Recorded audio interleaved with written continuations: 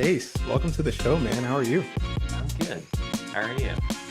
Good. Doing all right. We had a previous conversation off air about how there's just was so much going on today for the both of us. And so, although I think we've done a lot of work today, this is a casual conversation, nice decompressing sort of thing. We might talk about work things. We probably will talk about work things, but this is a conversation between friends. So it's not, super high packed and stressful environment as, previously earlier today for both of us.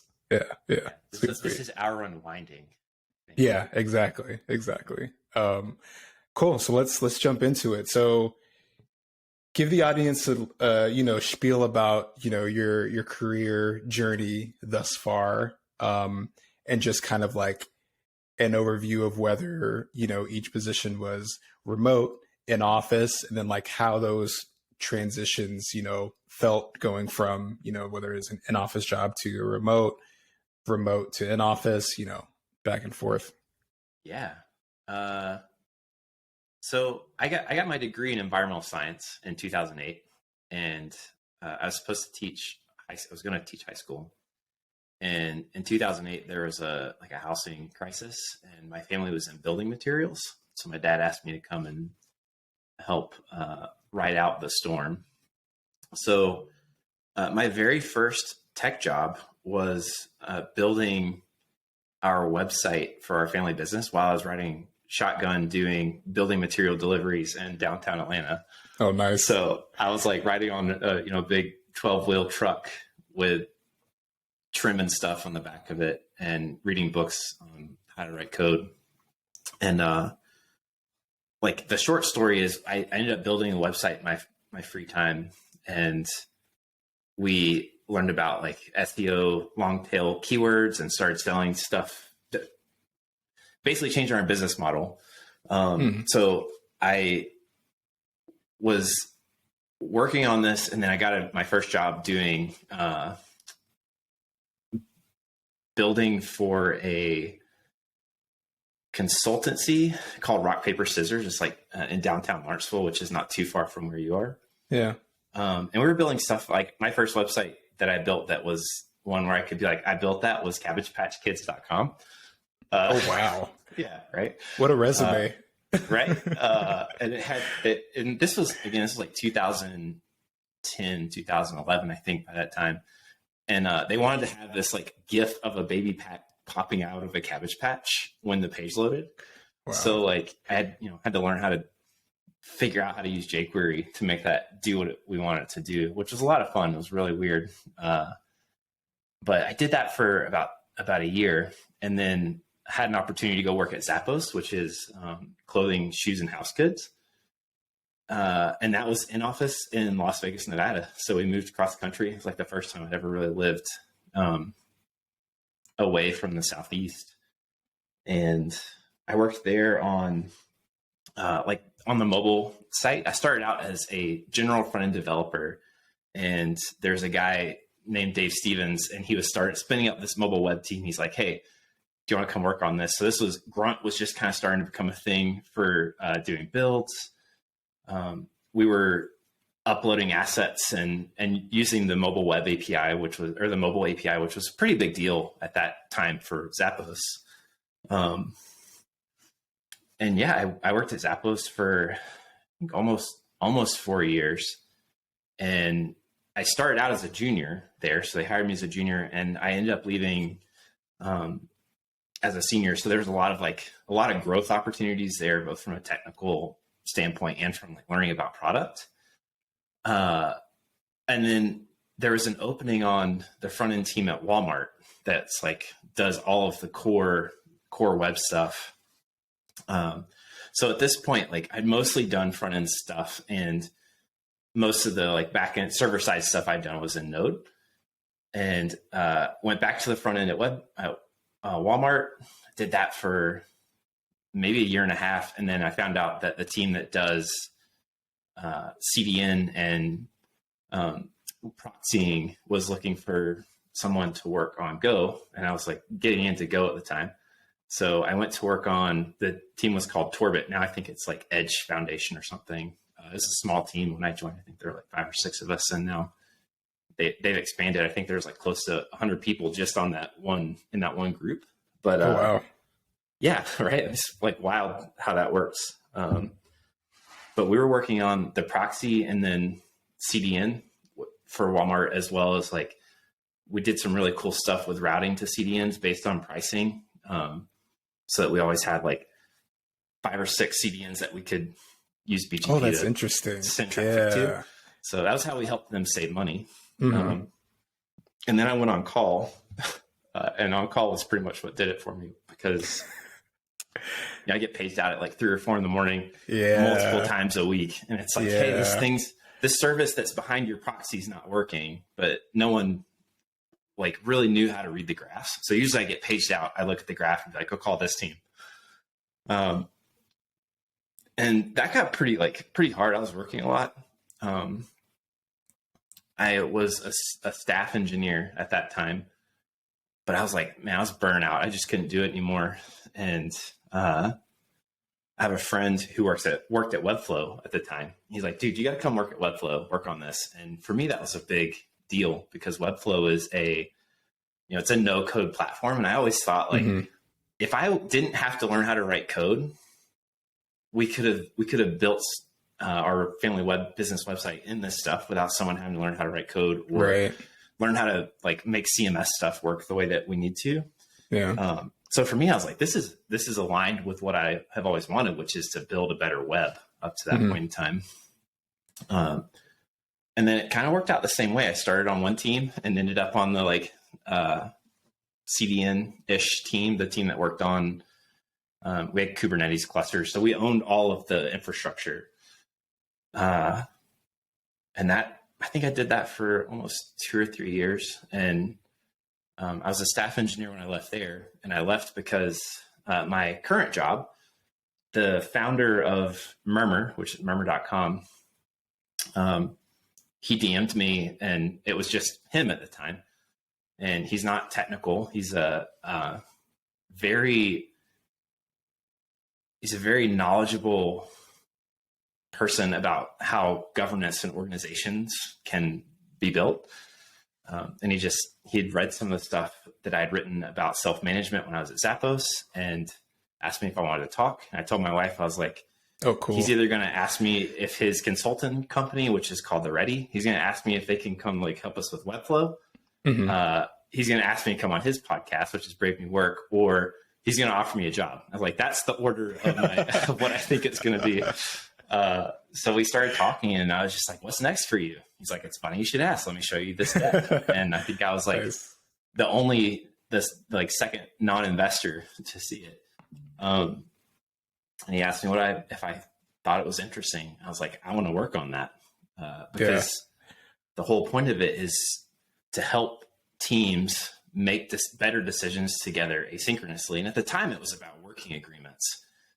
It kind of like shifted the language a little bit, but the whole point is like, everywhere I've worked, there's so much implicit agreement, or these things that exist between people.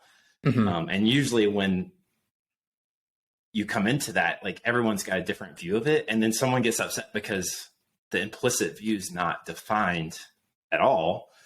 Right. So for Murmur, though, what's really neat about that, it's like you can build these teams around well-defined, written down working agreements that can also change. So when he explained it to me, I'm like, this is great. I want to do this. And I wrote the first line of code for that in September of 2020. Nice. And it was Aaron, me, and our designer, Ariel, product designer. And then we went from the 3 of us to now there's 12 people working on Murmur. So that's awesome. Yeah, so that's it. That's my not abbreviated path to make a long story less long, but that's right. An awesome story though. There's like a couple of points there. Like when you were explaining how you were approached by the founder, that's literally, I mean, not literally like kind of point for point my situation for where I work right now, but there's a lot of like similarities. I got approached on Twitter also by one of the co-founders. I was like, either he's going to talk to me about, you know, something that I posted on Twitter because he'd been following me for a while, or it's going to be about maybe something else. Cause I didn't even know at the time that he was starting this company, right? Or was like kind of building this company. And so when we had like talked, he was explaining team shares. And for me at first, I didn't necessarily like fully get it. And I got off the call. I was like, okay, I mean, that I guess that sounds cool. But then I thought about it a little bit more and I was like, holy shit, this idea sounds amazing. I've never heard of this being done before. Yes, I want to go work for that company, for the startup. Absolutely. And so I ended up becoming employee number 32. And right now we're about like at 135 people. And so the scale, I think, is like on sort of the same sort of like trajectory of like the growing number of people, scaling teams, et cetera, et cetera.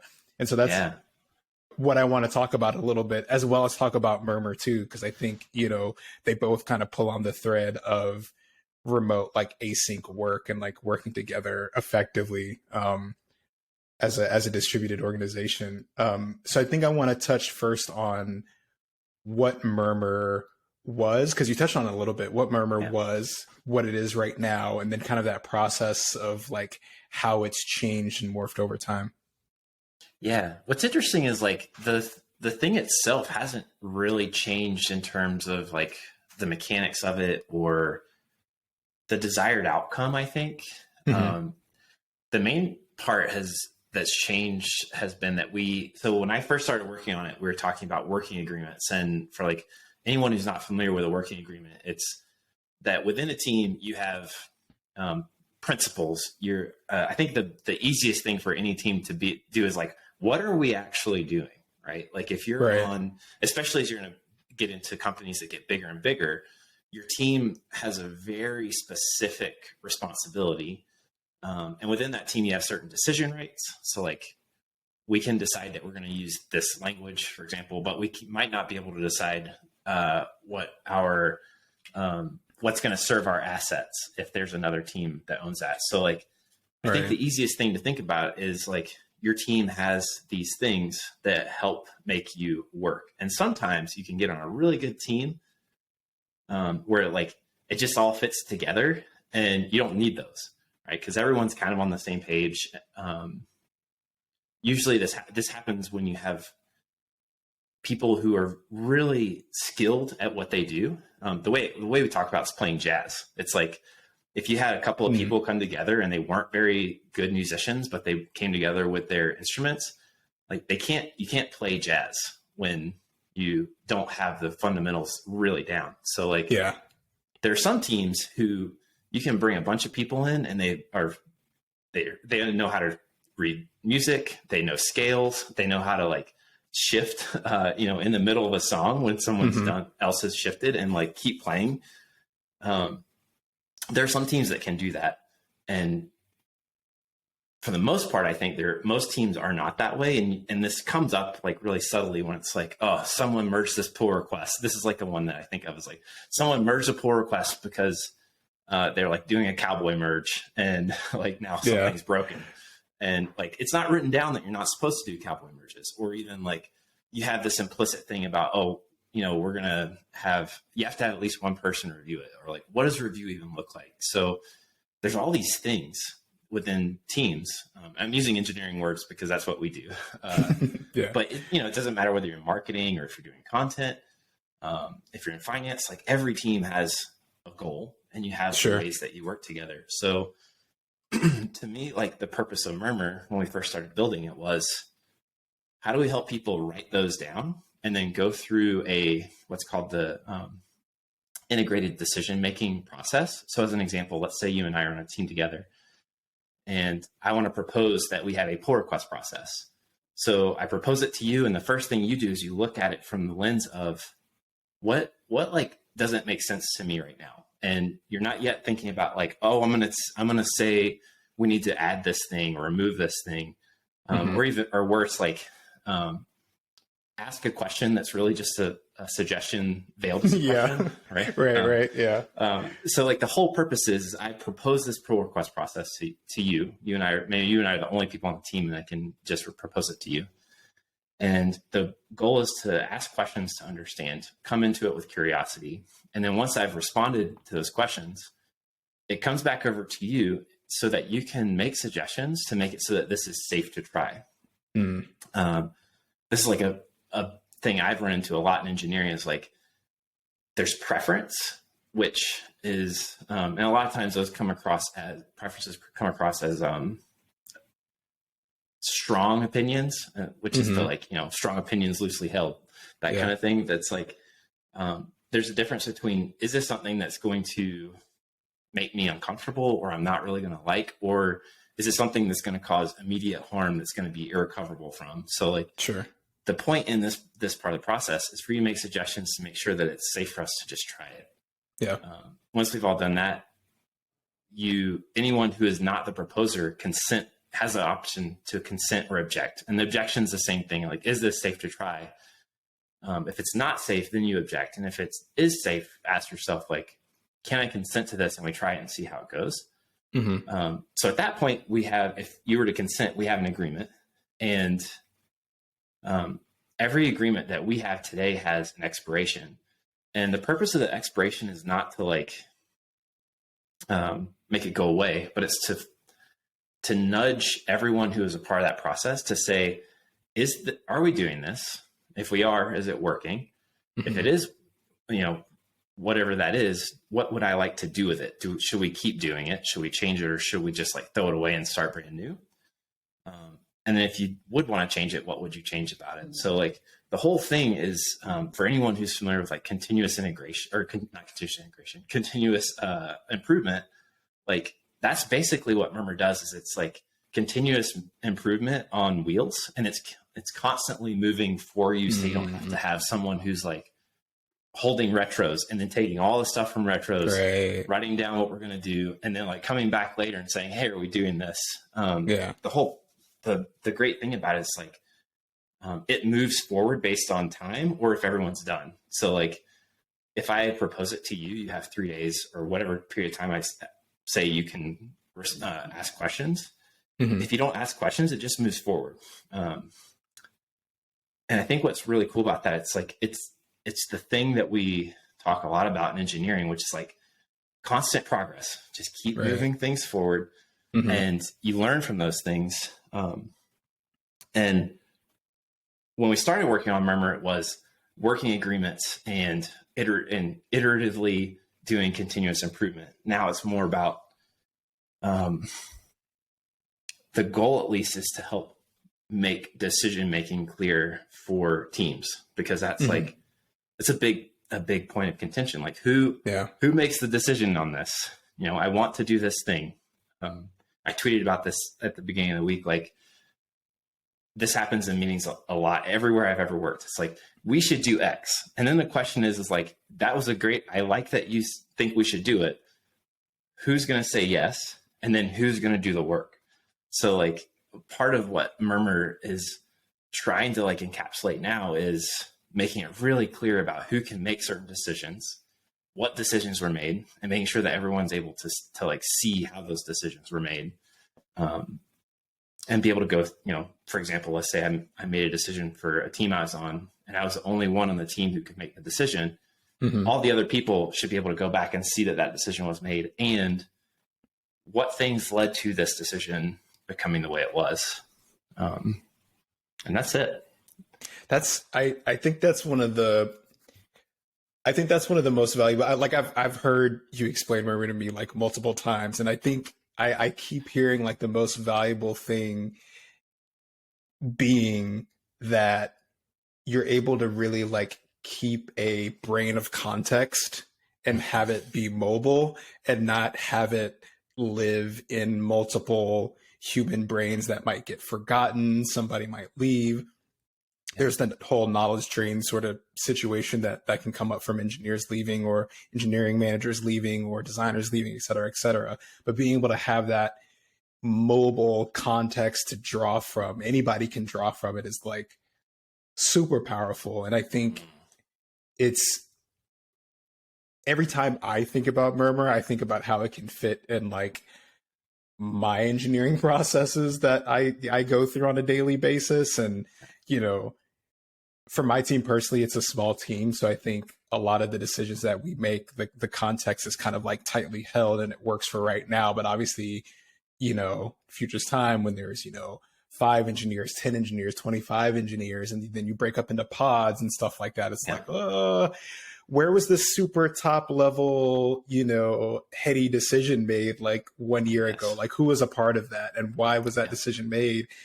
You can't really know because maybe some people have left who were a part of that decision originally, and you kind of can get wires crossed and things like that. And I think Murmur solves a really big problem, and which are kind of made up of like multiple smaller problems. So I think that's why I've always been like super interested in Murmur and like how it works. And so I'm really excited to see like how priorities have like shifted in terms of like the mission and like the goals and all that good stuff. So it's always cool to like hear about the evolution, whether like on air or off air. So I kind of wanted to shift to like your team personally, and I guess like the broader Murmur team. You're a startup. You guys are growing. How's it been going from the only coder in the room to, you know, many more coders, however many are on the team right now? Like, what exercises have you all gone through in order to kind of like, you know, processize or, you know, kind of like instill some structure into a growing distributed team? Yeah, it's funny because like Murmur has helped us in a lot of ways, I think, as we've grown. We have the luxury of, I've not worked at many places where we call it bird seeding instead of dog fooding. Cause like Murmur is a collection, as a murmuration, that's a collection of starlings, type of birds. So we've really taken the bird thing way over to new heights.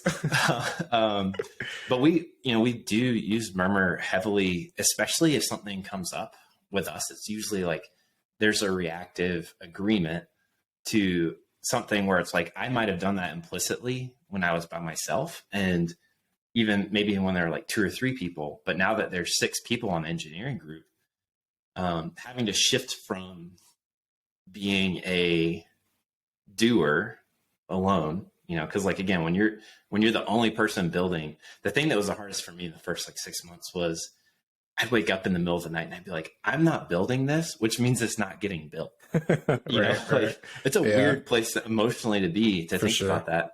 But that was like, I also knew that whether or not it got built was 100% on me. So that's like, it's comforting in some ways, and it's highly anxiety inducing in others. Right.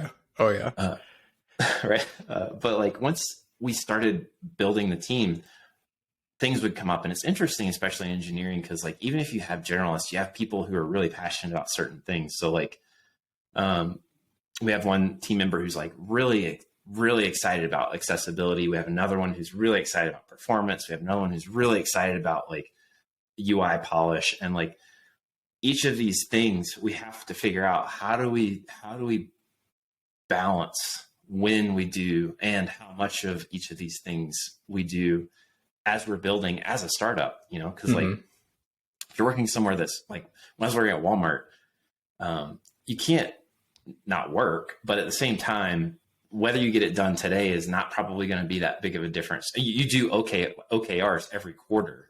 So you're like talking about a 3-month period of measurement. Whereas in startup land, sometimes it's like on a daily basis. Sometimes it's a weekly basis, but like very rarely more than 2 weeks.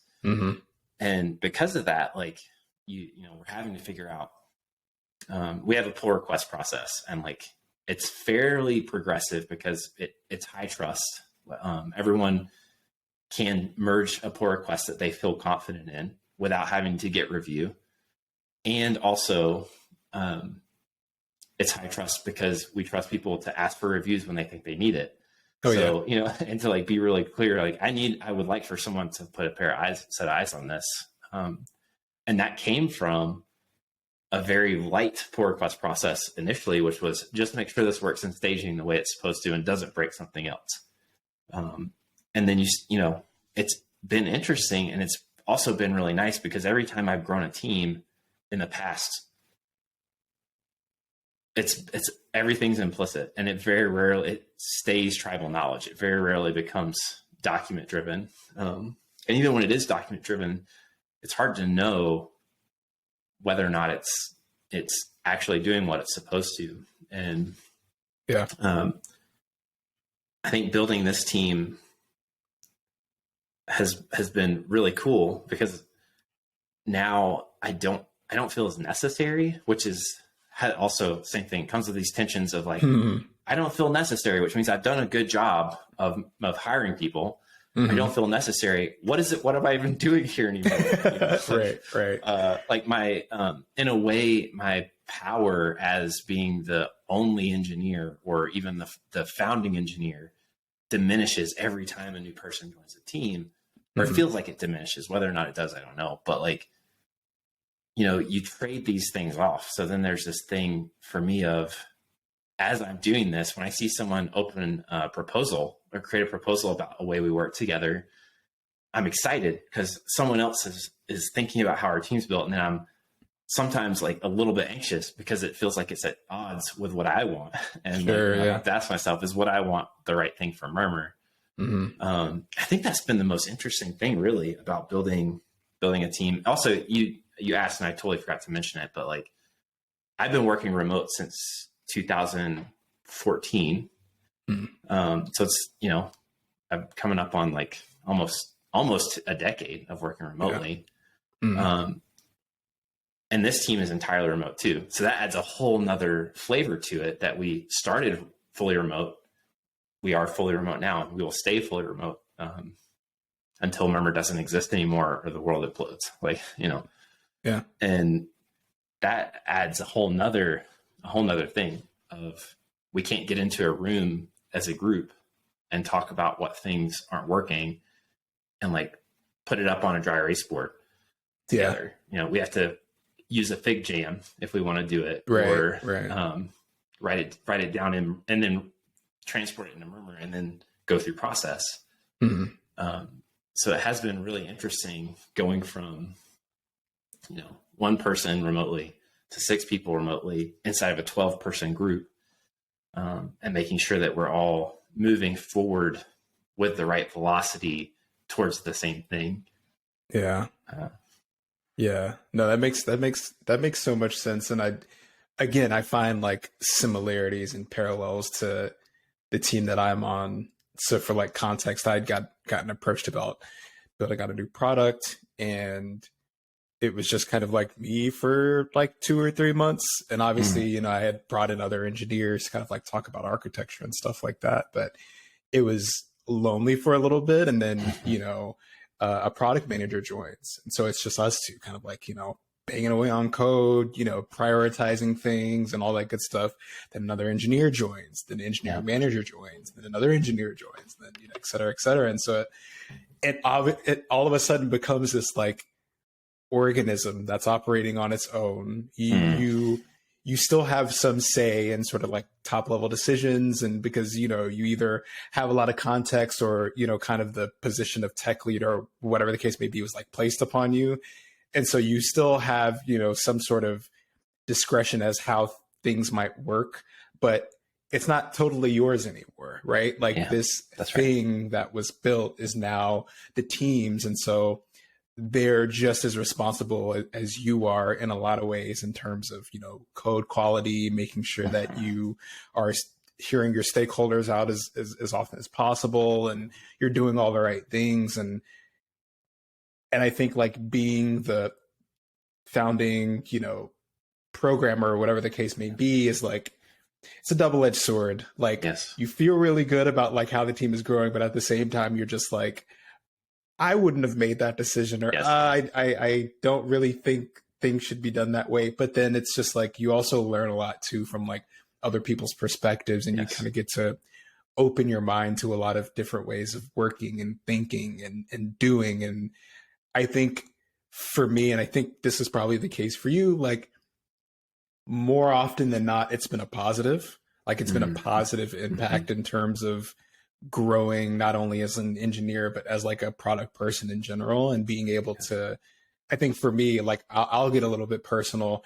I had a lot of problems saying no to things in terms of like feature requests or things that should go in the MVP, or whatever. I don't necessarily know if that was more of a aim to please sort of thing because you want the MVP to be as badass as possible, Yeah. or if it was just like my own sort of like need to please sort of thing. But I had a product manager come in that very much said no to a lot of things, but like very thoughtfully, and in a way was just like, no, but here's why. Like, no, but we can prioritize that later. Like, no, but we could do this as a short-term solution versus the long-term solution that needs to be broken down for more, accurate and understandable pieces of work. And so that whole like process is like, it literally happened within like I think it's coming up on like 8 months. Like sometimes I go back to the oldest parts of the code base, just like 8 months ago. Cool. Like that's a nice like kind of timeline. And so all that happening in 8 months is like, that's pretty crazy, but it's cool to be able to understand and know that, some of the people that I talk to often, you also went through the same thing and also had the same like reservations about, teams that grow. So I'm really interested to hear about like the current day-to-day of like an engineering team that's async. Like I know how we work. I would love to hear about how you work on a day-to-day basis, and like, maybe some decision making that you had to do recently. So right now, because I mentioned this before we started recording, but we're like trying to move to a public beta for Murmur by the beginning of December, which is like, tomorrow is October, then there's we have a week of Thanksgiving, and then we have a retreat week in November. So we're talking month and a half maybe of work altogether. And this is all stuff we had to do the same thing where it's like, what makes this safe for us to go to public beta? Not what do we want to have, not what's on our wish list. What's the things that what are the things we absolutely have to have for us to feel good about it? We had to pare down a lot of stuff. So almost every day I am we use Around for video chat. It's nice because it like sits on top of your whatever, if you have. I've heard of that. Whatever. It's awesome. Yeah. Okay. Yeah. I think we're going to try it. Sorry to cut you off, but we had like this like all meeting like on site, or not on site, all hands meeting earlier today. And they had mentioned that we might start using Around. And I just like, I took like a brief look and I was like, oh, this looks pretty cool. So it's cool. They have a like campfire mode, and they have, what's nice is, especially if you're pairing, your video floats over everything, regardless of whether you're the viewer or the person who's in the presentation side. Oh, okay. So like, I don't know if this has been experienced for me with Zoom, is like, if I am the person, if I'm pairing and I'm looking at docs, like you have to put the other person in the background while you're doing that, right? Yeah. And Around always floats on top of whatever you're doing. So you always have your videos of your circles of people that's nice. as they're working. Yeah. So like we use Around, that's what we use. Whenever I like have to get in Zoom or Google Hangouts, I'm like, this is weird. I haven't done this in weeks, and my Zoom's like messed up. But it's usually a daily basis, and it could be that I'm hopping into Around with a product designer and another engineer. Could be me and the product designer. There's like all these permutations. Until before we started doing this public beta, we're calling it the LFG beta. Let's effing go. And before that though, we were doing daily pairing. So like, we would pick a task together, try and size it, and we would get in and pair on something together. And it could be, we have, so we do levels. We don't have titles. So it's like level 8 right now is the highest engineer level we have. And we have level 2, which is on the other end of the spectrum. So like you could be on any permutation of 2 people from one of those, a level across those between 2 to 8. And it's a lot of, even though it is async, we still get together. Well, maybe it's remote, but less async than most people would probably use the term for. Which that part has been kind of hard. I've talked about this. Like I go climbing twice a week for about 3 hours each time, and it's in the morning, 9 to noon my time. And it's hard when there's people in other time zones, because I kind of have to figure out, like, I either feel bad that I'm climbing for those 3 hours and then they're like waiting for me to pair. We're not doing that as much anymore. So it helps that like everyone's kind of doing their own thing. But decision-making, what's interesting about that is like, I've always tried to be this way, but I've really had to shift more and more towards being more curious about other people's decisions and less paternalistic. I think that's the best term I can think of. And it's like, using it because that sounds really bad. But like in the ways that like what you're talking about, as your code base grows and then people contributing to it grow, the way that I've had to shift was away from, I don't know that that's a good idea, to, have you considered that this might, like, these are the things, when I'm thinking that something's not a good idea, there's a reason, usually reasons behind it. Oh, sure. So I ask about those considerations. Do you know whether or not this is going to like perform as under certain load? This seems like this, especially with JavaScript, this seems like this could throw, and then like you're in a weird spot. Yeah. And if the other person says that they feel really confident in it, I just accept that. And like, if it fails in production, we learn something both from like what that thing did and how can we test things in the future to make sure that those things are less likely to happen, because stuff's always like, I don't know, this happens all the time when you get in what people call postmortems, which is like, how do we keep this from happening again? It's like, well, you can't. Like, you can do your best to make it make it as fail as gracefully as possible, and at best, at worst, and like at best not happen. But like the way you get to places is so complex that it's hard to just say, oh, we'll just change this one thing. So I have found that I've had to really take this stance of, I'll be honest about what I think may happen. But I'm not going to like, there's no judgment if they ship it. And if it does what I thought was happening, I'm not going to be like, oh, I told you, I knew that was going to happen. Instead, it's like, it then becomes that conversation of, one, how can I communicate that more clearly if I feel really strongly about it? Because I found that's the hardest thing when when you have a strong technical background and you want to be kind to people, like finding the like balance between, that's probably going to fall over. And I'm telling you this because I want it to not fall over for both of us. So how can we make that happen? I found that balance to be really hard. I don't know about for you, but it's like, how do you do it? It's difficult. That's a really like tough, thorny question. 'Cause it's not only like having to you yourself, like tailor your words, you also have to tailor your words for the specific person. So like one person will be totally okay with you being completely blunt about why something is wrong and why we need to fix it before it goes into prod. Another person might be a little bit more sensitive to words, in the sense that they pick up on certain words as more negative because of prior experiences, prior valid experiences, by the way, and like other things that happened that had nothing to do with you, right? And even though it had nothing to do with you, that's still your responsibility to communicate what you need to effectively in a way that person, it gels well with that person. And so I think for me, it's been a lot of like trying to ask questions in a way where you think about what could go wrong.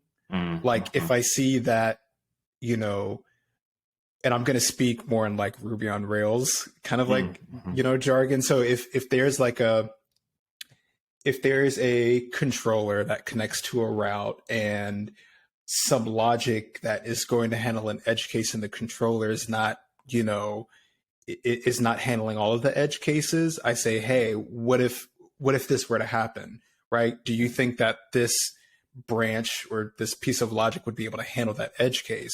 And so it's not so much as a way to like, sarcastically like try to like say something. It's more so just like, hey, let's think about this a little bit more.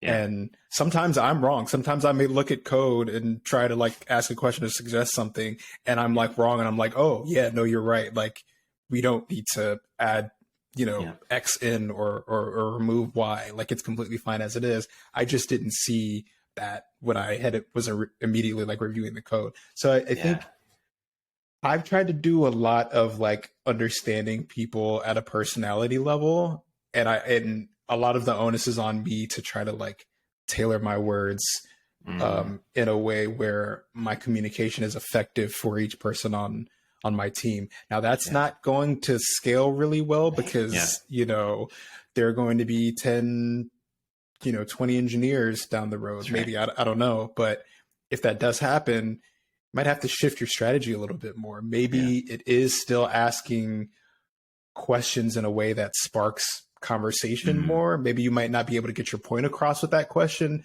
but it'll at least open the door to more discussion where you weren't really able to, do that before because it was just you coding, and you could easily tell yourself, oh no, you idiot, it's supposed to be done this way. That's right. And I mean, that's how I've been approaching it right now with a smaller team, but that's sometimes that might have to change. It is interesting because like the two things that came up for me as you were talking, one of them was I've been very fortunate that on not just this team, but on teams I've been in the past, that if the way that I communicated something, even if it was like me being kind and expressing what I think could be problematic, people will be candid if it doesn't jive with them. Like if they're like, this just didn't feel right. I had a conversation actually recently with someone who they're like, I'm kind of nervous to tell you that the way that you communicated with me made me feel like you may not think that I'm as strong technically as I am. And then once they told me that, I was like, oh, I can't believe I did that. It sucks. Yeah. And then they're like, and I feel like this is like on me. And I was like, you're welcome to feel that way. And I have my part to own in it, which is that I led you to feel that way. And I need you to know very much that I could not do this without you at this point in time. Right. That like you are here and you're still like, you're not just still here, but you like thrive here. And I try to communicate that with people as often as I can, but also sometimes there's a moment where like you hit a chink in someone's armor, where they're like, maybe they've had self-doubt from something else earlier in the day. You just happen to be the one that tips it over. And like being able to really express to people how much you appreciate them, not just for like what they bring, but also that they bring themselves in as humans. And once they said that, I was like, I appreciate you telling me that. And also I hope that you continue to move away from being nervous. I mean, it's like, it's a big deal for someone to be nervous and to bring that up. Like that's huge. That takes a lot of courage, I think. Yeah. For sure. And the fact that they did that, I was just like, keep doing it. Because the only way that our relationship is going to get better, and I'm going to get better at communicating with you in a way that, like with what you're saying, in a way that fits your needs, is if I know. And if you don't know, I mean, it's what can you do at that point? I mean, it's like throwing darts at a dartboard in the dark, right? Like if you don't give me some sort of light, if you don't give me a candle, if you don't give me a lamp, if you don't give me something, I'm not going to be able to see. So I'm going to just be throwing darts in the dark, and I might miss and end up inadvertently causing a rift between us, which is like the last thing you need when you're working closely together pretty much every day. For sure. Well, and like this is the second thing that came up for me is at Murmur, I found that this is the hardest that it's been for me to help other people, because we don't have titles. We don't have structures. Your leveling is an opportunity for other people to have an idea of whether like how much of a problem they can bring to you, how big that problem is, like whether or not you're going to be able to take it from some vague idea of a problem to being in production. Leveling is really just to help everyone know this is where you are in terms of your technical ability. But like, I'm not anyone's manager. I won't ever be anyone's manager. I won't ever be anyone's director. So there's this other component to it, which is, how do I help people understand autonomy and agency? That in the same way with jazz, like autonomy only goes as far as your skills. So you really have to, like, if you don't feel like you have a lot of autonomy, the question then becomes, is it because you need to like keep practicing and keep increasing your skills, or is it because like someone's put you in a corner? Because those are both options. They both happen. And hopefully in both cases, at least here, someone who's in either of those options can come and say, hey, this is where I am. Where do we go from here? And there is a lot of like, at Murmur, it's very heavily the individual's responsibility, because we are self-managing, self-organizing, to know what the right thing to do is, the next right thing to try is, at least. Not necessarily the right thing to do, but that makes it even harder, because then it's like, especially if you have junior people, or people who aren't familiar with the domains, like self-organizing. Murmur is a platform for self-organizing. It's best utilized by self-organizing companies and probably like decentralized autonomous organizations in Web3 space.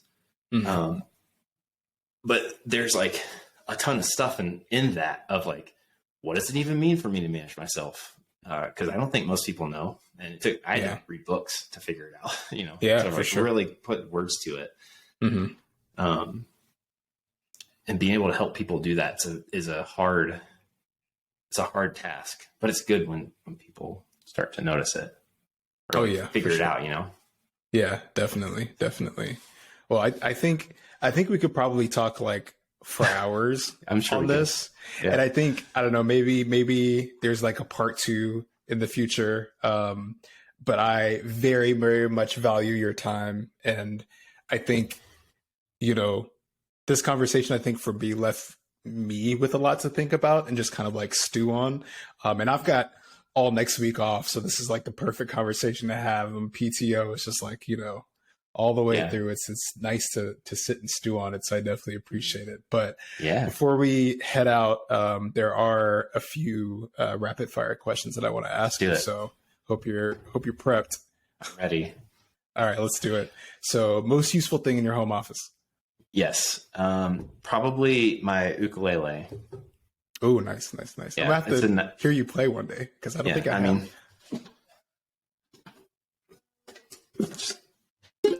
Get a right hand. Very nice. Yes.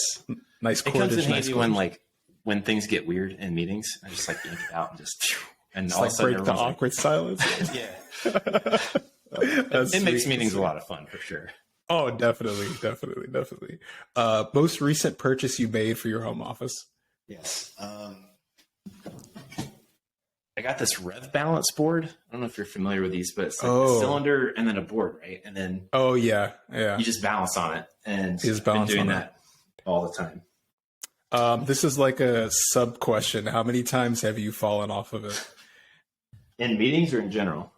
In meetings. So the cool thing about these is that they have rails. So if you happen to like get to the edge, I've been pretty good about trying to stay in the rails so that I don't. But at the very least, like, you're not going to do that thing that most people do when they get on skateboards. That's a nice, subtle, like, danger prevention sort of addition. Especially That's pretty in nice. Meetings. Yeah, definitely. Imagine. Oh God, too much chaos, too many lawsuits. Yeah. I don't ever want to end up on the floor in a meeting for sure. No, definitely not. Hopefully there's some, like, I don't know, like, kind of one-click keystroke where you just cut off the screen and just like think about it before you call. Anyways, what should be the first thing someone buys for their home office? Yeah, I had 2 options for that. If you have a full office, or if you have room for it, a standing desk for sure, with a good chair. And I think a lot of people like skimp on chairs when you think about it, like if you're not buying a standing desk or if you're not used to it, you're probably going to spend a lot of time sitting. So like get a good chair. So I have a Herman Miller Sail, which I've tried the Aeron and the Sail both when I was at Zappos because we had both there. And I like the Sail and it's a little bit cheaper. But yeah, a good thing to sit in and a good thing to sit at. Very nice. Very nice. Yeah. Ergonomics are huge, right? For giant. Yeah, for sure. I mean, that conversation that we had about chairs a while back, I think that weekend I went and got this. It's an Aeron under my hoodie, but it's an Aeron chair. They're both good chairs. Yeah. Yeah. Yeah. It's amazing. But probably best purchase I've made in the past like 6 months for sure. Yes. So last one, what's the best part about working remotely for you? For a long time, I have a 6-year-old. She just started school like a couple of weeks ago. I was just being able to like, I mean, she still does it. So it hasn't really changed. It just doesn't happen as frequently because she's at school mostly during the day. But it's like being able to be here and then her bust into my office and want to show me a picture of something like, you know, unicorn or something she's drawn. And being able to like do things where in the past I would have spent an hour driving total maybe. Just being able to like, either spend some extra time doing something I enjoy or get off at 5 and like go hang out with my family and walk the dogs. I think the flexibility that it's afforded while also allowing me to be really effective at work, which I think I'm significantly more effective remotely, which has been really interesting. So I'm gonna do 2 things there. It'll be that. Yeah, no. I mean, who's counting, right? I think the more things, the more things, the better. But Chase, it was great talking to you. Great having this conversation, and I think we're gonna have to do a part 2. All right, I'm down. We'll do it. We'll talk about climbing more next time. Oh yeah, for sure. Appreciate it. Cool. Thanks, Will.